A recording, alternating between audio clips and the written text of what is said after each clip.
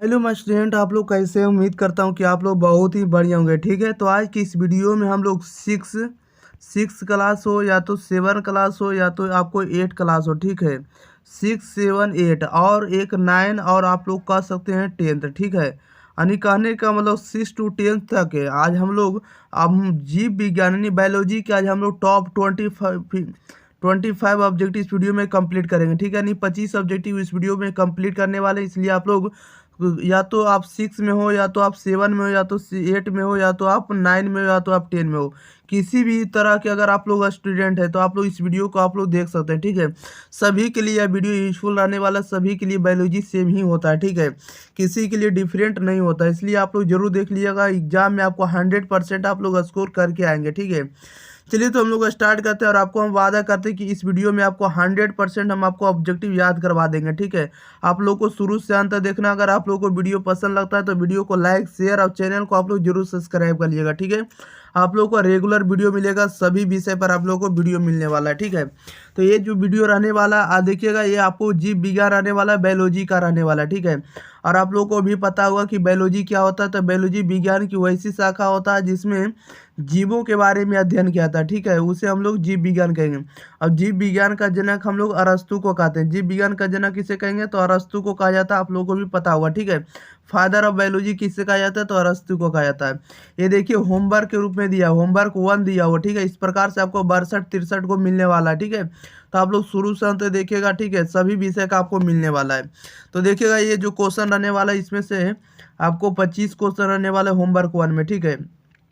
तो first question में देखिए क्या है। फर्स्ट क्वेश्चन में कह रहा है कि मानव शरीर का कितना भाग प्रोटीन का बना होता है, ठीक है। मानव शरीर का कितना भाग जो होता है प्रोटीन का बना होता है। तो 15% भाग जो होता है प्रोटीन का बना होता है। मानव शरीर का जो निर्माण हुआ है प्रोटीन से हुआ है, ठीक है। और उसमें से प्रोटीन जो होता है 15% भाग होता है। आप इसको डायरेक्ट आप लोग याद रखिएगा। 2 में कह रहा है कि मानव शरीर में लगभग कितने बाल होते हैं। आप लोग को भी पता होगा कि मानव शरीर में बाल होते हैं, लेकिन बाल कितने होते हैं? तो मानव शरीर में लगभग 50 लाख बाल होते हैं। कितने बाल होते हैं? 50 लाख। ओके, ऑप्शन इसको आप लोग डायरेक्ट याद रखेंगे। ऑप्शन में आप लोग को दिया रहेगा 50 लाख, 10 लाख, 30 लाख, 40 लाख।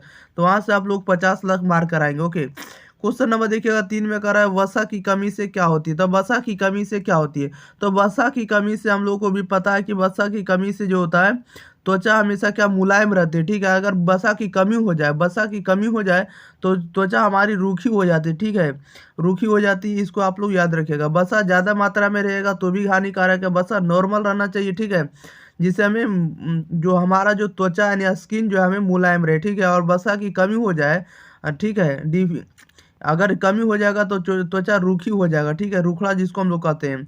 4 नंबर में कह रहा है कि मानव की छोटी आंत कितनी लंबी होती है, बताइएगा। मानव की छोटी आंत जो होती है कितनी लंबी होती है? तो मानव की छोटी आंत की लंबाई जो होती है 7 मीटर होती है, ठीक है। 5 में कह रहा है कि रक्त के कितने ग्रुप होते हैं। तो रक्त के 4 ग्रुप होते हैं। कितने ग्रुप होते हैं? 4 ग्रुप होते हैं। ब्लड के कितने ग्रुप? 4 ग्रुप होते हैं। ओके, अगला कह रहा है कि 6 में कि रक्त के ग्रुप का नाम लिखना है। रक्त के ग्रुप का नाम लिखना है। तो रक्त के कौन कौन से ग्रुप के नाम है? तो रक्त होता है, पहले ग्रुप ए होता है, ग्रुप बी होता है और ग्रुप ए बी होता है और इसके बाद ओ होता है, ठीक है, A B O, ठीक है, आप लोग याद रखिएगा। अगला क्वेश्चन देख लेते हैं। क्वेश्चन नंबर देखिएगा 7 नंबर में देखिए क्या है। 7 नंबर में दे रहा है कि ओ को क्या कहा जाता है। आप लोगों को भी पता होगा कि ओ को क्या कहा जाता है। यानी जिनके पास ओ ग्रुप रहेगा, ओ ब्लड ग्रुप रहेगा, उसे हम लोग सर्वदाता ग्रुप कहेंगे, ठीक है, यूनिवर्सल ग्रुप कहेंगे, ठीक है, यूनिवर्सल ग्रुप आप लोग याद रखिएगा। ओ को क्या कहा जाता है? तो ओ को सर्वदाता ग्रुप कहा जाता है। ए बी कह रहा है कि ए बी को क्या कहा जाता है? तो ए बी को सर्वग्राही ग्रुप कहा जाता है। क्या कहा जाता है? ए बी को सर्वग्राही ग्रुप कहा जाता है, यानी सभी से खून ले सकता है ए बी वाले।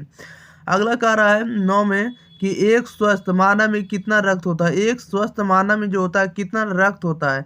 तो एक स्वस्थ मानव में जो होता है 5 से 6 लीटर रक्त होता है, यानी 5 से 6 लीटर खून होता है, ब्लड होता है। 10 में कह रहा है रक्त में क्या पाया जाता है। तो रक्त में आपको हीमोग्लोबिन पाया जाता है। रक्त में क्या पाया जाता है? हीमोग्लोबिन पाया जाता है। और हीमोग्लोबिन के कारण ही रक्त का रंग कैसा होता है? लाल होता है, ठीक है। रक्त में क्या पाया जाता है? हीमोग्लोबिन। और हीमोग्लोबिन के कारण से ही रक्त का रंग कैसा होता है? तो लाल होता है। ओके, 11 में कह रहा है रक्त क्या है। तो रक्त क्या है? तो रक्त जो होता है, रक्त एक तरल संयोजी ऊतक होता है। रक्त क्या होता है? तो रक्त एक तरल संयोजी ऊतक होता है, ठीक है। यानी रक्त का काम है अन्य सभी टिश्यूज को जोड़ना, ठीक है, कनेक्ट करके रखना। यही इसका काम होता है रक्त का, ब्लड का। 12 में कह रहा है कोशिका क्या, तो कोशिका क्या होता है, कोशिका किसी भी जीव की संरचनात्मक एवं क्रियात्मक इकाई है। कहने का मतलब कोशिका का जो कोशिका क्या, तो कोशिका किसी भी जीव में रचनात्मक यानी रचना करने के लिए, संरचनात्मक करने के लिए और क्रियात्मक यानी कार्य करने के लिए आवश्यक है, और ये सबसे छोटी इकाई होती है।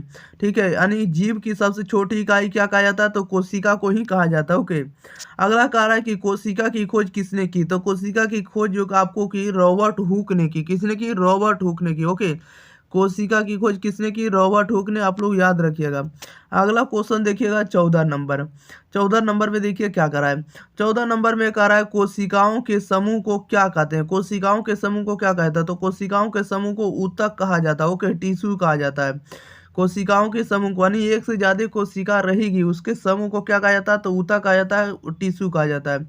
15 में कह रहा है मानव शरीर में कुल कितनी हड्डियां होती है, मानव शरीर में कुल कितनी हड्डियां होती है, तो 206 हड्डियां होती है। ओके, और बच्चे में कितनी हड्डियां होती है, तो 300 हड्डियां होती है। आप लोग इस बात को भी याद रखेंगे। क्वेश्चन नंबर 16 में कह रहा है सिर में जो होता है, हेड में यानी कपाल में जो होता है, कितनी हड्डियां होती है, सिर में कुल कितनी हड्डियां होती है, तो सिर में कुल 29 हड्डियां होती है। कितनी हड्डियां होती है, 29 हड्डियां होती है। ओके, 17 में कह रहा है रक्त को हृदय से शरीर में भोजन भेजना किसका काम होता है, बताइएगा। कह रहा है रक्त को हृदय से शरीर में भेजना किसका काम होता है, तो धमनी का काम होता है। नहीं, रक्त को कहीं भी अगर ब्लड है, ब्लड को अगर हृदय से शरीर में भेज रहे हैं, हृदय से अगर कहीं ब्लड को शरीर में भेज रहे हैं, तो किसका काम होता है, ब्लड का काम होता है। ओके, अगला कह रहा है शरीर से यानी शरीर में कहीं भी ब्लड है और उसको रक्त को पहुंचा कर अगर आपको हृदय में भेजना है, तो ये किसका काम होता है, सीरा का काम होता है। रक्त से शरीर कह रहा है कि शरीर से रक्त को हृदय में भेजना किसका काम होता है, तो सीरा का काम होता है। 19 में कह रहा है मानव मस्तिष्क का वजन कितना होता है, मानव मस्तिष्क का वजन कितना होता है, तो 1400 ग्राम होता है। ओके, याद रखिएगा। 20 में कह रहा है कि रक्त में पाई जाने वाली धातु कौन सी होती है, यानी रक्त में कोई धातु पाई जाती है, वह कौन सी धातु होती है, लोहा होती है। क्या होती है, लोहा। लोहा का संकेत क्या होता है, Fe होता है।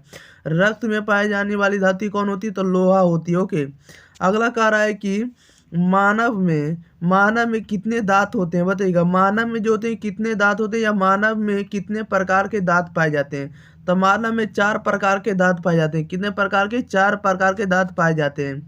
चलिए हम लोग अगले देख लेते हैं। क्वेश्चन नंबर कितना, क्वेश्चन नंबर 22 में कह रहा है दांत के प्रकार के नाम लिखना। यानी दांत जो होते हैं 4 प्रकार के होते हैं। मानव में कितने प्रकार के, 4 प्रकार के दांत होते हैं, वो कौन कौन होते हैं, तो मानव में जो दांत होते हैं वो पहला होता है केनाइन होता है। पहला क्या होता है, केनाइन होता है। इसके बाद इंसीजर होता है, प्रीमोलर होता है, मोलर होता है। Canine, incisor, premolar, molar. Okay, ये दांत के प्रकार है, 4 दांत होते हैं, चारों के नाम है। अगला 23 में कह रहा है कि जीव विज्ञान शब्द का प्रयोग सबसे पहली बार किसने किया, बताइएगा।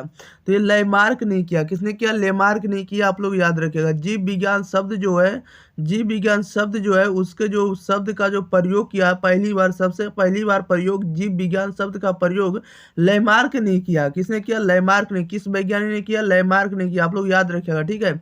जीव विज्ञान शब्द का सबसे पहली बार प्रयोग किसने किया, लेमार्क ने।